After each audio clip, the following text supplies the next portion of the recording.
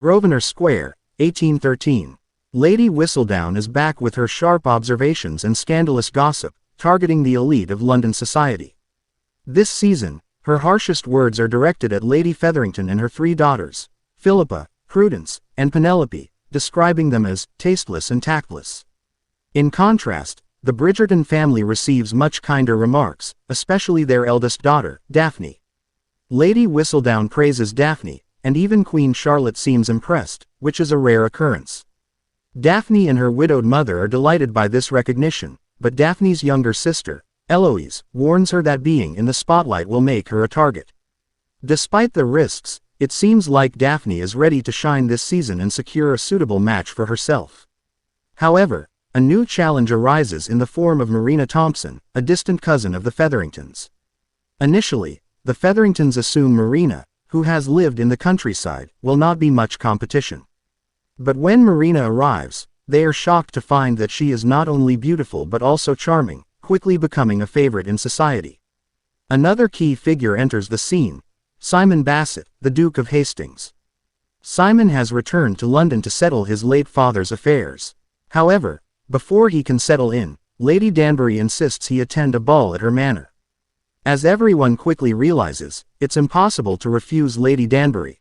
The manor is beautifully prepared, with sparkling chandeliers, blazing torches, and a lively performance of "Thank You, Next."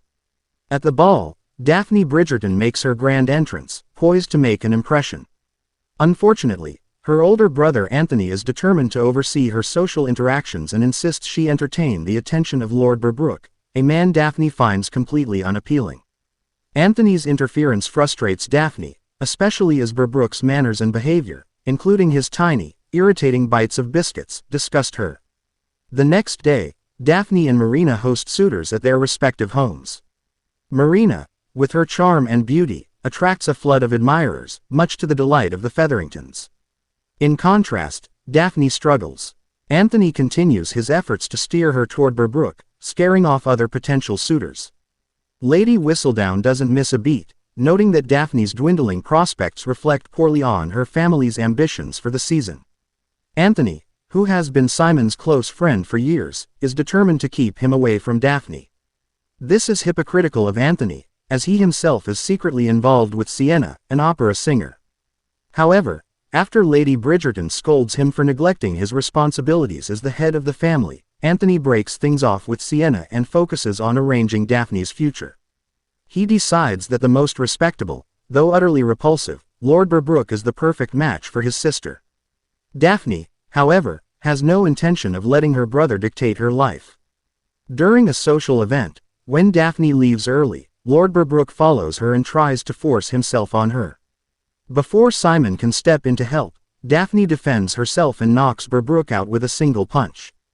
This incident leads Simon and Daphne to hatch a plan. They decide to pretend they are courting, a scheme that benefits both of them. Simon will appear unavailable to the eager mothers of society, and Daphne will seem more desirable to potential suitors. Their plan seems foolproof, except for one complication: they share an undeniable and electric attraction that threatens to upend everything. Lady Whistledown wastes no time reporting on Daphne and Simon's supposed romance, thrusting Daphne back into the spotlight as the "it" girl of the season. Her home is soon filled with hopeful suitors bearing flowers, eager to win her favor. Simon's intervention also leads Anthony to break his agreement with Lord Berbrook after learning about Berbrook's attempted assault on Daphne.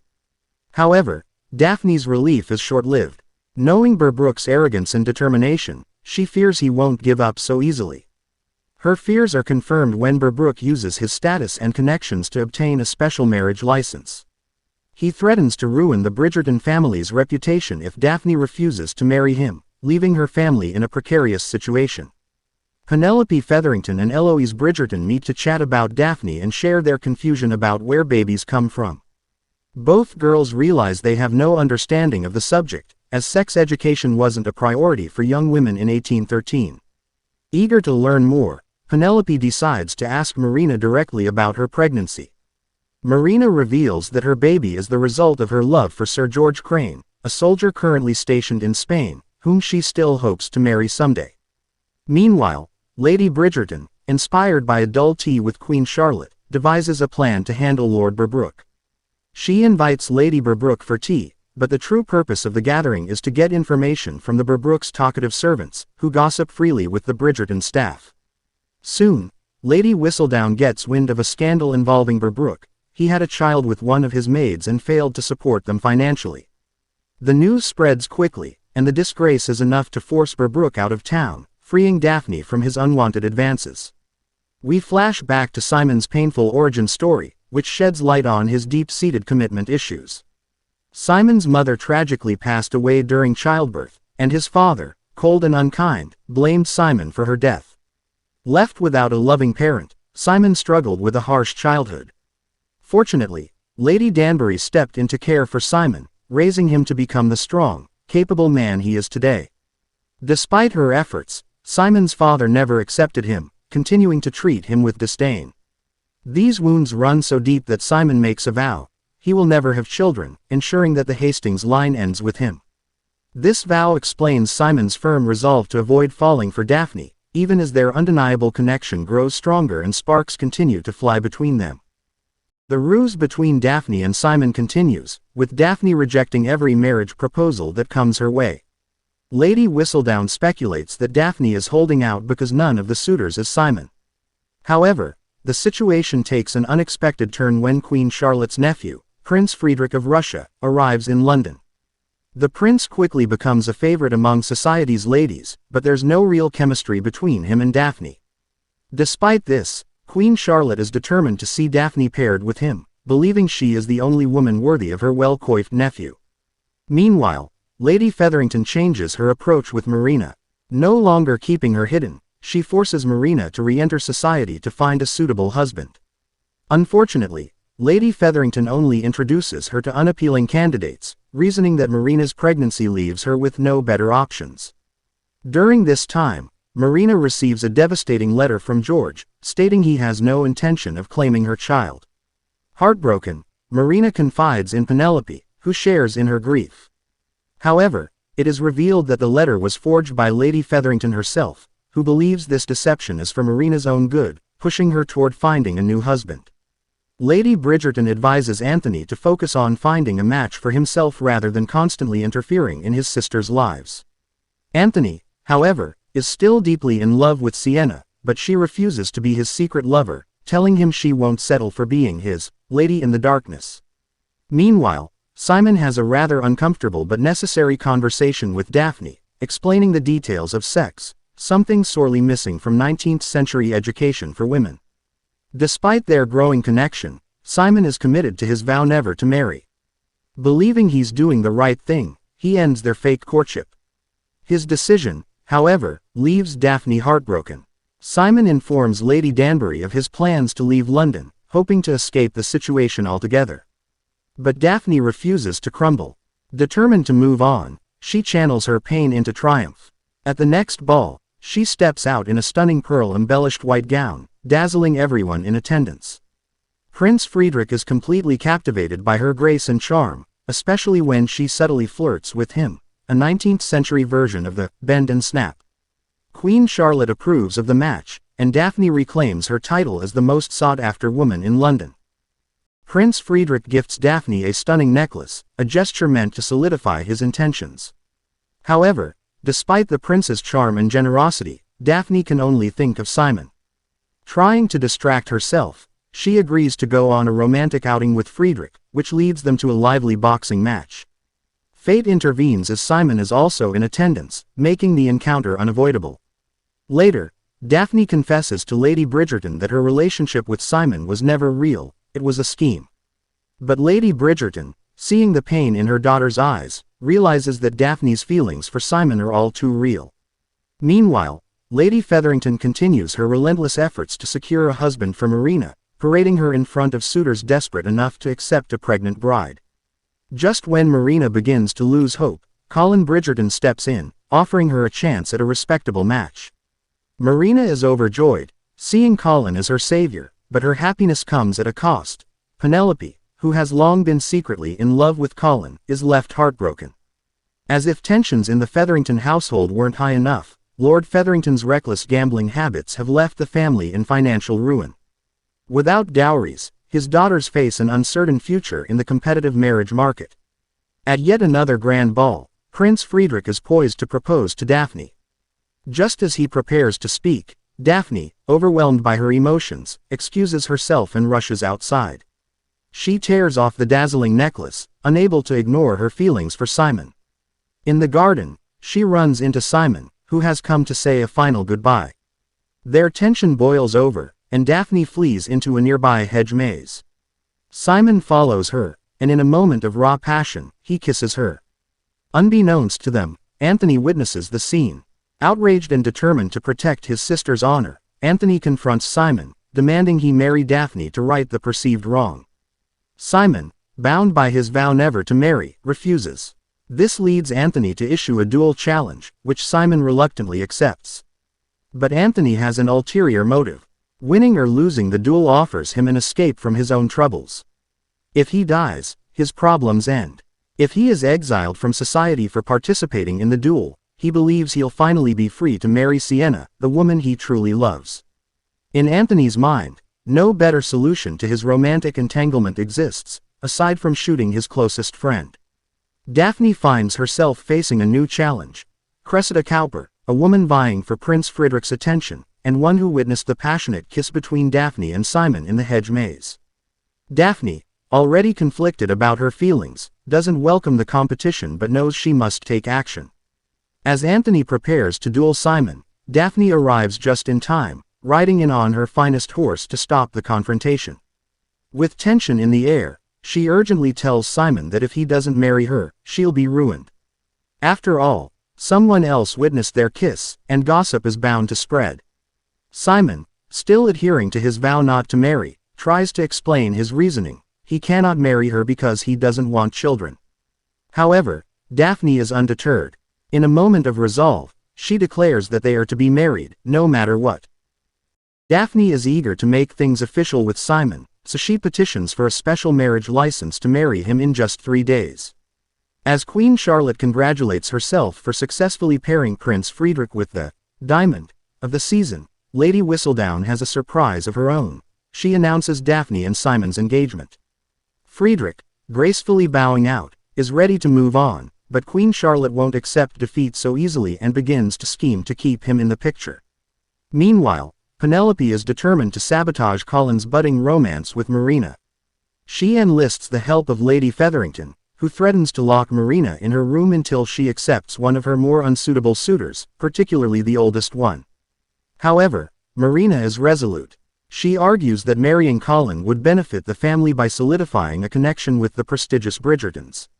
And, in an unexpected twist, Marina reveals that she's willing to seduce Colin to secure the proposal.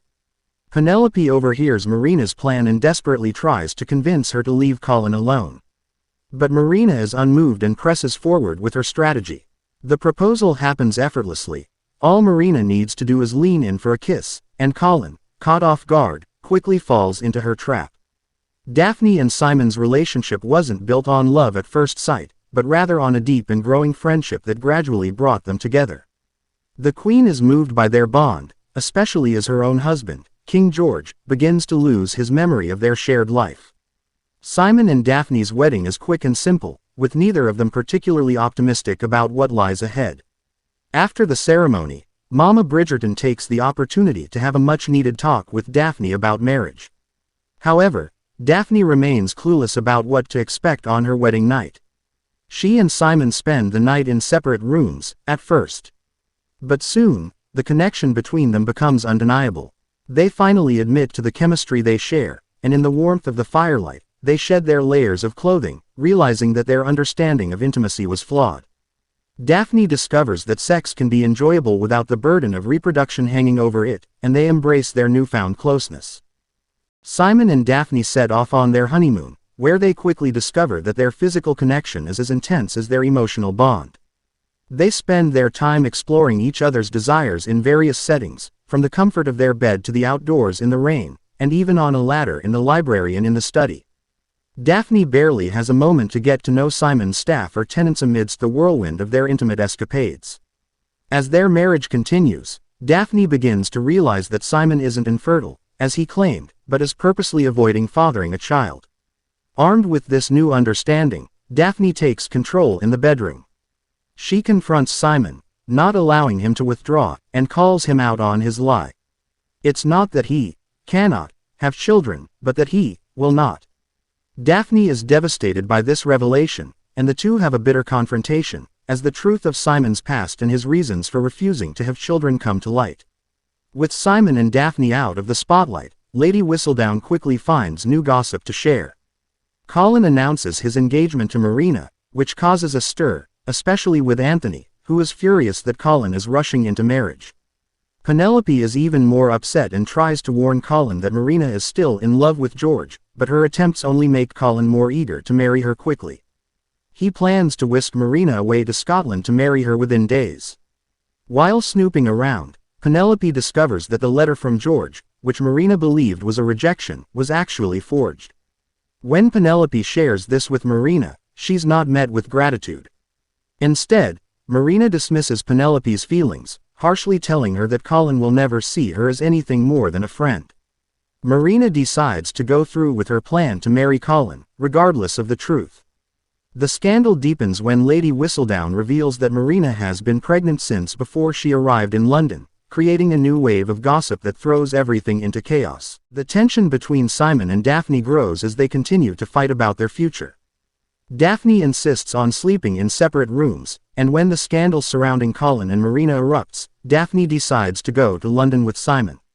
However, their journey is fraught with more conflict, as Simon makes it clear that if Daphne is pregnant, he'll stay in the marriage, but only in name, refusing to truly be part of the family.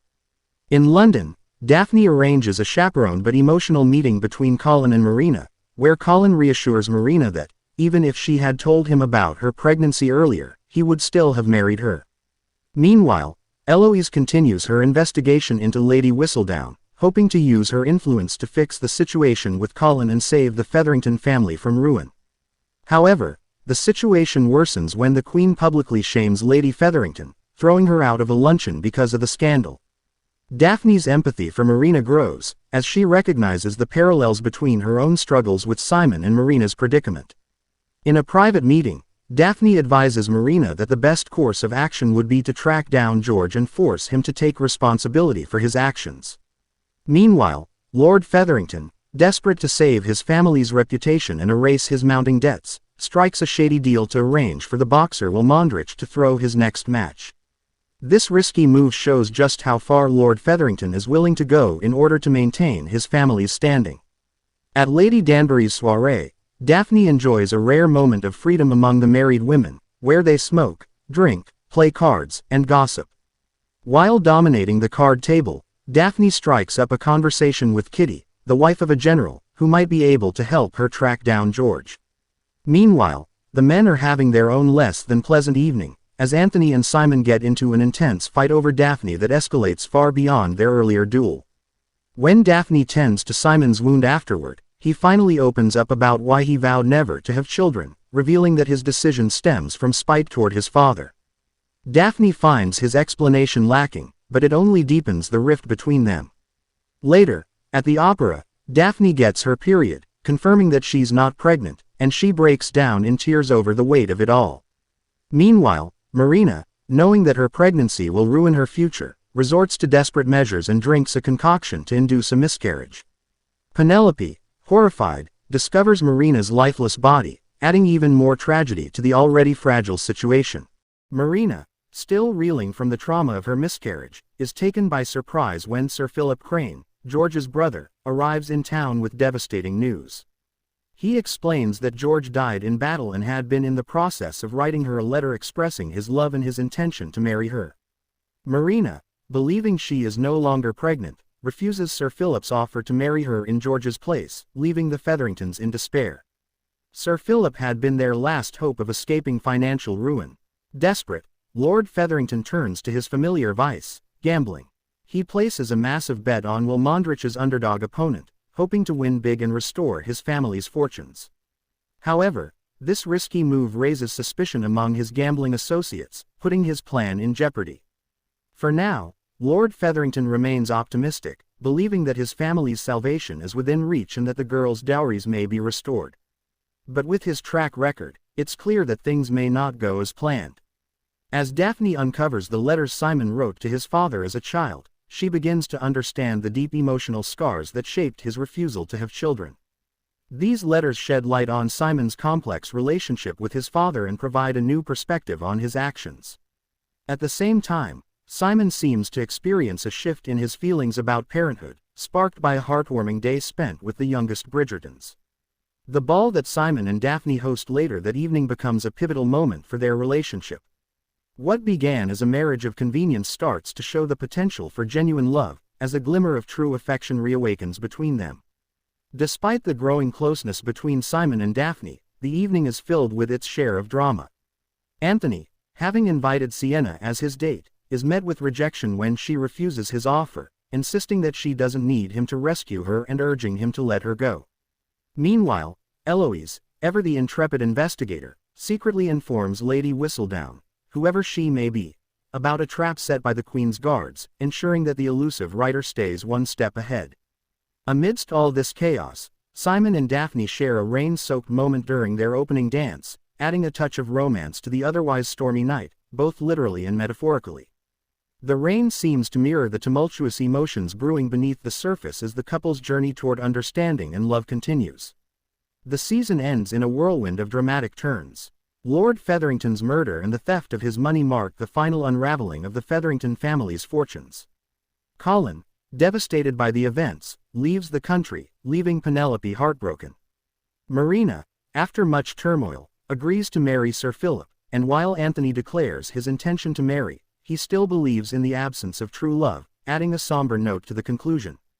In a shocking twist, Lady Whistledown's identity is finally revealed. She is none other than Penelope Featherington, who gives a devilish grin in the final moment. This revelation leaves us questioning her true nature. The future brings a more hopeful conclusion. Daphne and Simon welcome a beautiful baby boy, ensuring that Simon will have an heir and fulfilling his promise to break the cycle of his father's legacy. It's a full-circle moment, showing that, despite all the drama and missteps, there is still love and hope for the future. In Bridgerton, all vows may be broken, but the legacy of love, scandal, and intrigue continues, leaving us eagerly anticipating what comes next. Comment down yes for next season. Thank you so much for watching this video. Don't forget to like, share and subscribe to our channel.